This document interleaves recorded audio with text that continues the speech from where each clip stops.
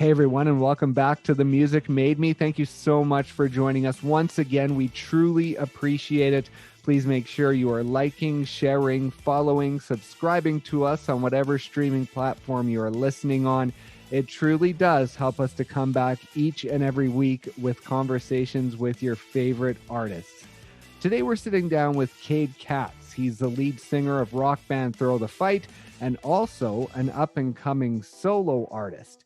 He's had an interesting journey from Montana as a child to Seattle as a young adult, and then to Minneapolis, where he's gone from bass player to lead singer in Throw the Fight. Today, he talks about juggling band and solo work, growing up with a love for the drums, sobriety, and the impact the birth of his daughter has had on his career. So please enjoy our conversation with Kade Katz. Growing up before school, before you really got into music, what was the home life like as far as music goes? Was it a musical family? Were your parents into music? Absolutely. Yeah. My parents I was surrounded by music, very, very young, early days. And my parents, neither one of them, I'm an only child, I'll say that, but neither parent can play an instrument, but both very creative in their own artistic way. My dad's more photography and my mom's sewing and creating, that kind of art. And then my grandfather played guitar, and that was kind of my first introduction to, getting my hands on an actual instrument. But yeah, early on it was listening to the classic rock, and it's noted in my baby book at a very young, first few months that I had a taking for a love for music right away. And I kind of get that now, seeing my daughter just latch on to certain artists and music. And so it's cool. But yeah, from the jump was into music, I could say. Right. And you talk about your grandfather. Yeah. It was age 7 when you first picked up his guitar, was it? Yeah. um, yeah, I mean, 7, and it could have been younger, but I could kind of pick it up and hold it and hold my own a little bit. And yeah, so my grandfather, we spent a lot of time together. So learning guitar, and I was very into drumming and drums. So I think I got my first drum set, it's like maybe 5. Oh, okay. And I was just always banging on it, everything, trikes, you name it. My parents were like, I don't know why we buy you toys, how can I create some sort of percussion out of this? But yeah, it was my parents being like, drumming is great and all, but you can't write songs. And they're also saying, this is annoying as hell to hear you practice. So that kind of just pushed me, and I started taking guitar lessons maybe like 9 or 10, and pretty in-depth lessons at first, a lot of finger picking. And but I had a phenomenal teacher. He just he could tell I had a love, a drive, a passion for it. And he's like, hey, just start bringing in some songs that you want to learn, and artists. So I picked that stuff up pretty quick. And then probably like 12, he's like, if this is what you want to do, or pursue or whatever, you should learn to write songs. And I mean, you couldn't get me home fast enough just to write songs. And so that's kind of where it all went. And then just started forming bands shortly after that, in middle school. So at 12, you kind of knew that's what you wanted to do. Was it before that you had kind of latched onto music as, this is what I want to do as a career? Oh, absolutely. And I mean, I could say probably 5, 6 years old. I was like, I was going into kindergarten saying I'm going to be a rock star. So, and all the way through K through 12. Right. And the older I got, let me just say that the teachers weren't very inclined to want to hear that all the time, especially in high school. You're like, I don't need this. I'm gonna be a rock star. Yeah. But yeah, I mean, it was just I just loved everything about music, and it was my thing. You know, I played sports and was really into basketball. I mean, between music and basketball, those are like my two loves. And I think probably more like 15, 16 years old, I was in a band, and was kind of just more drawn to music versus basketball. And I just, I was like, it comes to a point where I'm not going to be in the NBA. Yeah. And music's always going to be there, and that was something that was always instilled in me. It's no matter what level, whatever you're doing, you're always going to have music. And it was just like, here we go. And now, when you were 12, when you first started playing, Mm-hmm. you were in your first bands, and I heard you talk about somewhere that you were in a band at like 12 years old, and the other people in it were like 17, 18 in that range. Yeah, 17, 18, 19. And it that's intimidating. You go I into bet. some band practice and you're 13 years old and guitars are taller than you, and they're like, okay, what are you doing here? And you just kind of start shredding. But those experiences were really cool, because I'm tapping into what teenagers are listening to versus a 12, 13-year-old kid. And so right there, I'm getting introduced to, it was Tool, some Black Sabbath, Pantera. And I'd been like putzing around with Nirvana and with the classic rock jams and stuff like that, some Alice in Chains. But then you go to a band practice with these guys and they're ripping on some Pantera, and you're like, wait, what? And they're telling you to turn up the gain, and you didn't even know that was on your amp. You're just like, oh, okay. And and then right then it was like, all right, I want to start figuring out how to, I don't know, take my guitar lessons as far as blues and simple chords, and then transitioning into almost like heavy riffage type stuff. So it was very, very inspiring for sure. And there was a band called Spork, Yeah. and you would walk around school handing out cassette tapes of your music. Yeah. Which is nuts. You're going at eighth grade into high school, and you're walking around with cassette tapes that are just be written Spork. And I think we had the R or K or something was backwards, because we were we just tapped into Korn, and you're just like, what is this? And then you just want to be that. And yeah, I mean, it's just like throwing mixtapes out your trunk. But we were before we even were driving, so it's out of our backpacks. So, and there were all originals at that time, and we were just here's a song, here cassette with like 3 or 4 songs or whatever that we recorded on a computer with probably like a one mic or something. I don't even remember. Right.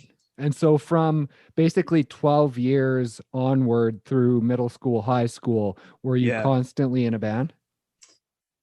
Yeah, for the most part I was, which is crazy to think. Yeah, I was, I had 2 great best friends, John, who played drums, and Jake, who played bass. And I mean, we were like, we were solid all the way through, and just constantly playing music and inspiring each other and motivating each other to play music. And both of those guys had, their fathers were local musicians, and it was their side gig. And we all just kind of looked up to that too, and knew it was possible, whatever stage it's at, and they're getting together every week and making money. And we're just riding along with it. I mean, there was a couple of shows we actually opened for their dad's bands, and we'd get up and have a couple songs, and then it's like, all right, beat it, kids. But, and that was awesome. And then, it was kind of a moment in Montana, like 18, 19, when I was graduating, that, hey, Livingston isn't gonna work for pursuing this career, this path, or whatever it might be, this dream.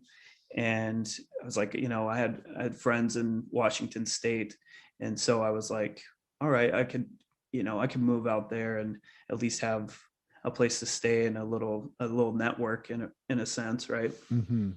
And what So was that move like? Because, like you say, you're going from Livingston, where I imagine the music scene isn't all that hot, and you're going to Washington when, at the time, that was a huge scene, right? Well, it still is, but that was sort of, leading after Nirvana and that whole scene building up, right? yeah, absolutely. It was, it had changed a little bit since then, but it it still had a scene, and there was more bands than Montana, and you could just network a little bit better. And the thing is too, though, is there was more people, so you're also trying to figure out and navigate who you want in your band. And you start realizing there's a lot of flakes and a lot of people that like the idea.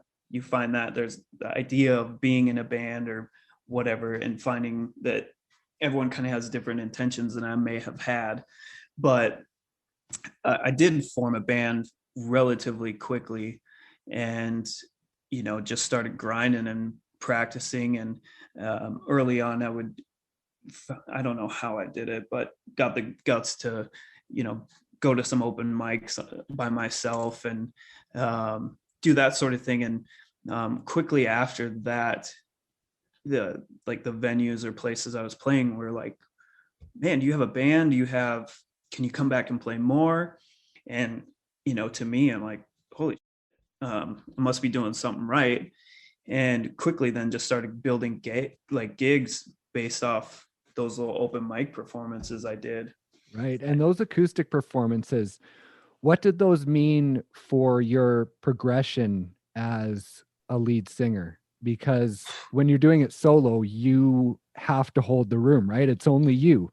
So is that Yeah, pretty big in your evolution and learning how to be a frontman? dude. Yeah, 100%.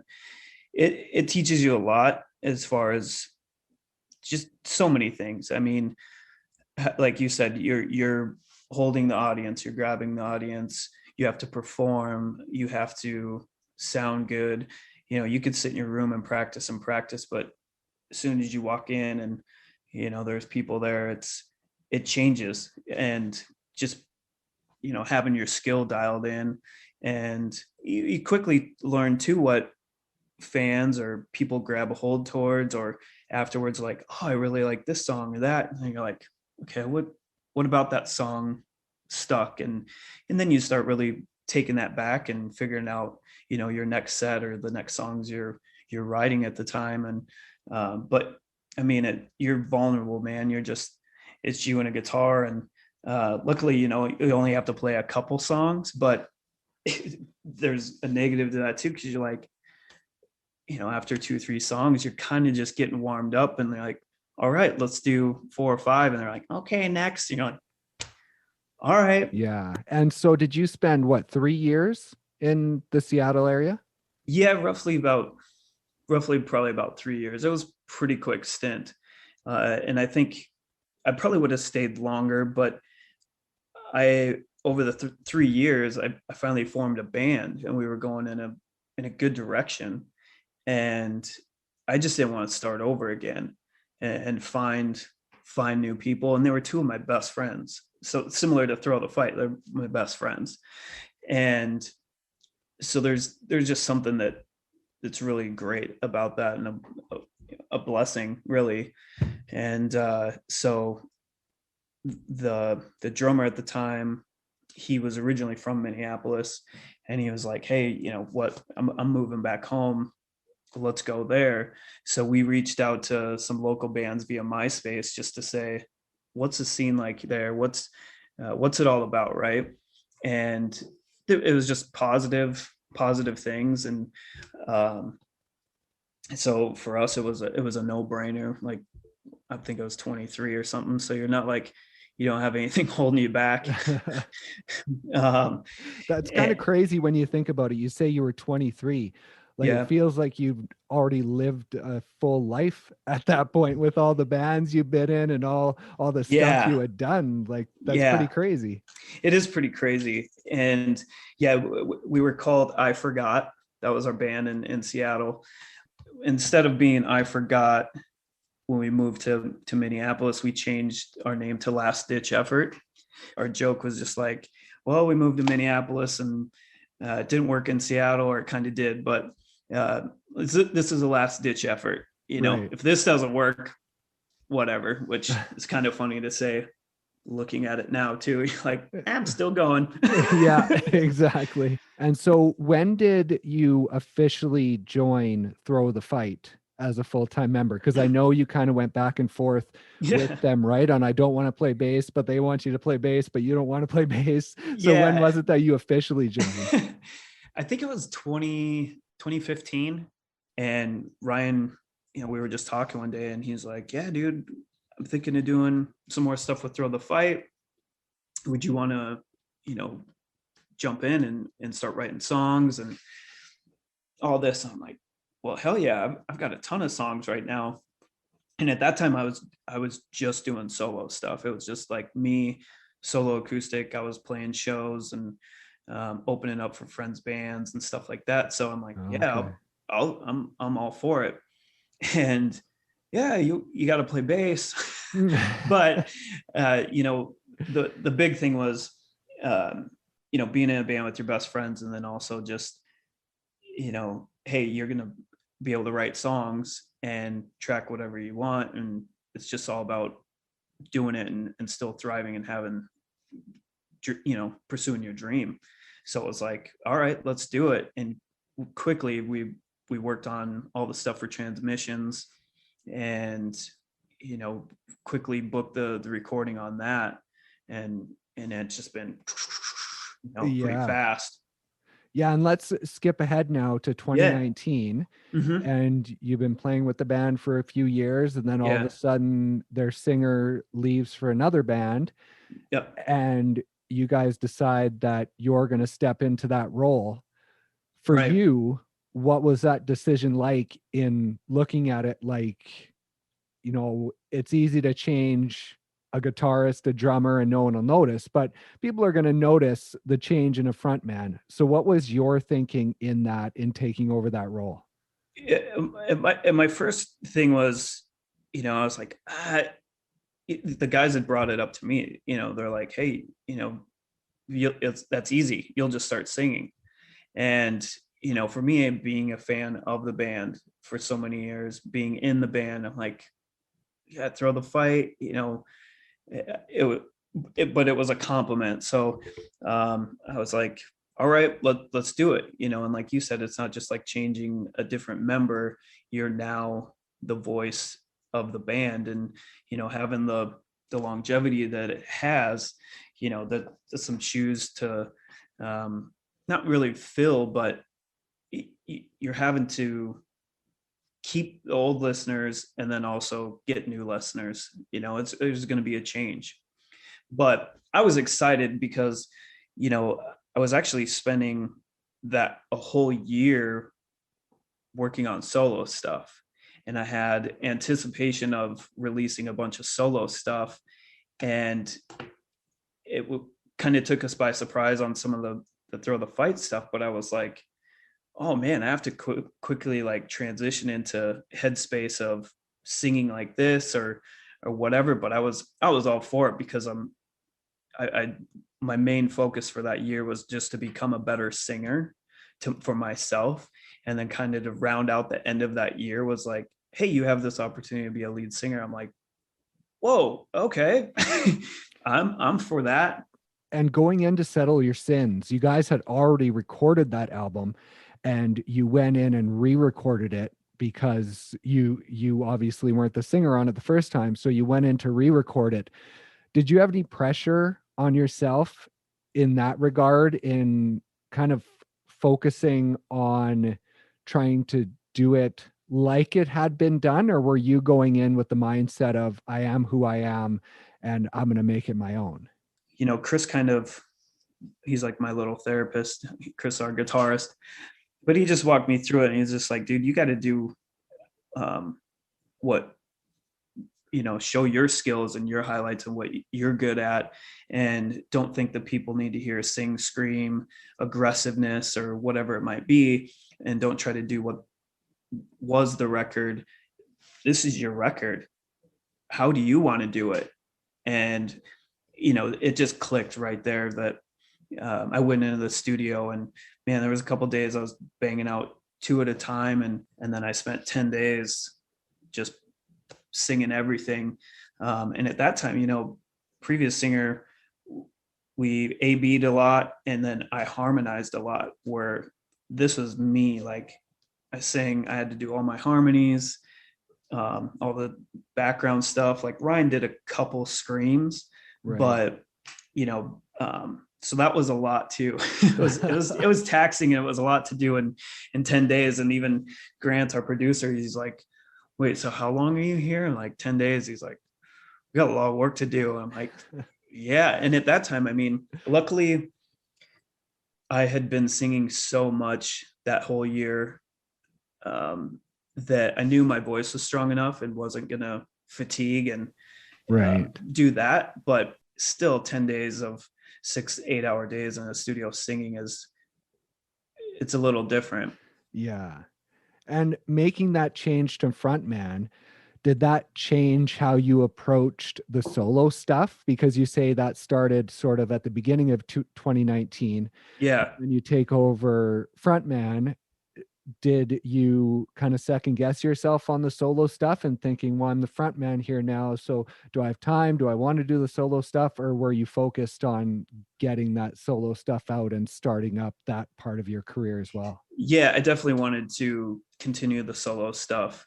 Regardless of what was going to happen with Throw the Fight, I committed to myself that, in like 2018, that I was going to do my solo stuff again and, get out of my head of like, oh, I have all these songs, but are they good enough? All that garbage. Right. And it was just like, I just started going into the studio and working on these songs. And as they kept coming, I started just kind of figuring out little pieces and sound and things that I gravitated towards. And I had, quite a few songs at that time. And I was like, I just need to start putting these out. And then, the whole Throw the Fight thing happened. I'm like, well, that's on the back burner. But I had enough songs too, where I wasn't like super stressed, where I'm like, oh, this is gonna, take up my time. I'm not going to be able to do the solo stuff as much as I want.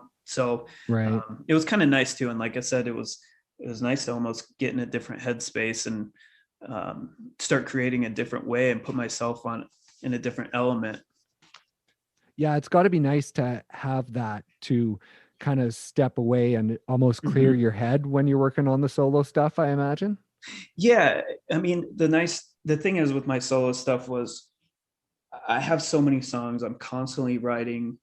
I'm a creative person, and I have the capability to do most of it all on my own, except for the recording aspect. Like, thank God to Jeremy Turek, because he's a godsend for recording all my stuff. Right. And he's done quite a few of the Throw the Fight stuff as well. But, it's just, and I know it's not the same as Throw the Fight. So that's the nice thing, where it's like, oh, here's Kade's solo project, and it sounds just like Throw the Fight. Like, I feel like there's a little bit of difference. I mean, obviously there's going to be similarities because it's my voice, but I sing in different ways than I would just in Throw the Fight. So to me, it's like two different identities, right? Yeah. And I wanted to ask you about some personal stuff and how it's affected your music. I saw a post from last October that you were a year sober. How has that affected your music, especially moving into the solo stuff and moving in as a front man? How has that changed things for you? It's been amazing. Uh, you know, I took a kind of a break previous to that post for about 4 or 5 months. And then funny enough, when we went to go record, um, I think it was like a Thursday or Friday, like I'm just wrapping up recording. I got a couple of days, and we were working on which now is the song Going Numb that comes out next Friday. Oh, okay. So Chris flew out there and he's like, dude, I got this riff. And right away, I just started singing the words that are there, like instantly. And so we're like, just riding this high, right? We're like, man, we got this new song. It's a banger. And I'm almost done recording. It's sounding sick. So we went out and had some drinks, and then kind of the same thing the next night where we're like, yeah, riding this high again, you living the life. Yeah. And I'm like, holy shit, like I feel like garbage, and I can't do this. And shortly after that, I just came home and kind of just was like, you know what? I know what this is like and how many years of this. Let's not do that. And I have responsibility of, and the opportunity of being a front man, and you have a lot of the things that you've wanted and work towards. So let's not it up and and just drink and party and do that, because to be honest, it's just like I'm not a moderation dude. Right. I love everything and all masses, so it's just like it's not like I'm out of control by any means, but it's just I didn't want to jeopardize anything, and I knew that what that was like. And so it's been awesome. I've been more motivated, I've been clear-headed, more true to myself, and like really it's crazy what comes out lyric wise or music wise. My work ethic is just just more in tune and full throttle. And so that's what's been nice. And over a year into it, and a new dad, and I'm cool with never doing it again. And my dad quit drinking shortly after I was born. And oh, nice. So that he's inspired, it was something I've always wanted to do. And but you got your homies, and you're kind of the lifestyle of just having a good time. And but now it's just and my girlfriend, she's like about 3.5 or 4 years sober. She's just a couple months ago. And it's just awesome. I mean, I feel better every day. There was a few months there where I'd wake up on a Saturday, I'm like, man, I don't really feel that bad today. And she'd be like, why would you feel bad? I'm like, oh yeah, I don't drink. Why would I? But it'd been so many years of just feeling like garbage that you're like, this is I it. get it. Exactly. Yep. So I think it's been great. And luckily I have over a year, and especially after 2020 of pandemic and change of everything. I mean, I couldn't imagine what I may have consumed just in that time with mental, just mentally, and depression and anxiety and all that stuff. Like I mean, not to say I don't have that stuff, but I feel I have, at least I don't have those other chemicals interfering with it. Right. To put it lightly. Yeah. And you talked about the birth of your daughter.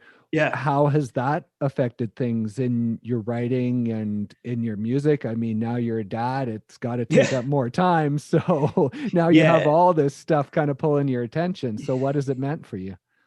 It's been awesome. It's I utilize my time more. I know that I have, Monday night's kind of my night where I go work on solo stuff in my Minneapolis studio. And then there's a couple of days out of the week where I have blocked off in our calendar where, it's Kade writing time at home. My girlfriend's very creative as well. She paints, writes poems. And so we're both very respect each other's outlet. And also, I mean, she's putting out poetry books and art and all that stuff, and that's what makes her her, and same with me. So we both respect that and block off those times for us to achieve those things and do those things. But yeah, I mean, I wrote a song just recently about my daughter that'll come out probably this summer. I just got the first mix of it a couple of weeks ago. It's awesome. I'm like so proud of it. And I remember writing it with her, when she's just like couple days old. And but yeah, I think it's just me utilizing my time more productive, and knowing that I have these smaller windows of Cade just being able to do whatever the hell he wants, to these are the hours you get, and just putting in the time. And I've changed my routine where I'm up earlier and doing all the behind the scenes stuff for my solo stuff. And just it's actually been more motivating, and you just more drive, really. Yeah, and that's great. And with all that stuff you have going on, thank you so much for taking some time to sit No down problem, with us. man. I was looking forward to it for sure. Yeah, for yeah, sure. it's great learning about you guys, and yeah, talking to Ryan was great, and learning your story and all the stuff you've gone through. And it's funny because people might see you and throw the fight, but that's only such a small chunk of who you are as a musician. You've had all this other stuff surrounding it. That's great to learn. Right. Well, like you said at the beginning of it, it's the journey. And I don't think I realized that until, a few years ago, of things I've done and worked and accomplished and all that, to just continue this. Like, there's so many people that haven't pursued their dream or continued to pursue their dream on whatever level it might be, and to just keep doing it is the big thing. And just finding like little wins. Before you asked about pressure and everything, I think back in your early 20s, or even late 30s or early 30s, you have so much pressure that you put on yourself, or and people always ask you, oh, you're in a band, and oh, when are you going to make it, and all that stuff. And that gets to you because you're like, man, we're on the radio, or you play these certain shows and all this stuff. But then you just kind of have to look back and be like, you at least you did that. Like, you had the opportunity to do that. Like, yeah, we're not baller rock stars, and that's our full-time gig, but we did have those wins and those successes, and that attributes to a lot. And it's a lot of hard work and dedication, where you just got to put in the time. a lot of time. Exactly. I'm learning that right now. Like you say, getting up early and staying up late, and you just have to do it, right? If you love it and you want to do it, then you just have to put in the time, and you have to do it. You can't say, oh, it's too much work, I want to sit down and watch TV tonight, or oh, I want to sleep in tomorrow. You just have to get your mindset right and do it if you love it. Right. Absolutely. And for me, it's my therapy. Like, no matter what, I need to sit down at some point during the day, multiple times throughout the week, to play music, whether I'm working on a song or just playing. I need that. So without that, like, I'm miserable. And luckily I've never had to do that. But I definitely know the moments when you're kind of getting irritable, or you have that itch where you're just like, what is going on? Like, you got anxiety, or you're down, or whatever, and you're like, dude, you haven't like played music today or the next day. Like, get that going. And it's just like working out. I have the same discipline for working out routine. Of course, now it's not working out for an hour and a half. It's 20-30 minutes, but you're kicking your ass those 20-30 minutes, where before, let's be honest, I'm probably like at the gym, just like, oh yeah, on your phone and whatever it might be, where now it's like, go. Yeah, exactly. Well, thank you so much for joining us. Thank you, man. And we'll look forward to new Throw the Fight and new Kade Katz lot of new. So next Friday we've got Going Numb from Throw the Fight. And then March, April, May, I have singles coming out, one each month. Awesome. Probably a single a month till the end of the year, to be honest, for my solo stuff. And then, yeah, we're working on a bunch of Throw the Fight stuff. And I think we're going to kind of do less is more type thing. And, and those are going to be rippers. So looking forward to that. And that's even something exciting too, where I'm going to try to step out of the box of what I normally do. Hopefully it works, but looking forward to that too. Awesome. That's great. Well, we'll look forward to it. Cool. And yeah, I'll let you get back to your real life now. Right. Adulting. Yeah, exactly. As difficult as that is sometimes, but yeah. All right, brother. I appreciate it. Yes. Thank you so much. And we'll talk to you again. All right. Later. Thank you guys so much once again for listening. And thank you to Kade for stopping by and opening up to tell us about his journey through music. Please be sure you are liking, sharing, following, subscribing to us on whatever streaming platform you are listening on. And please be sure to join us next time when we have more conversations with your favorite musicians. Thanks, and we'll see you next time on The Music Made Me.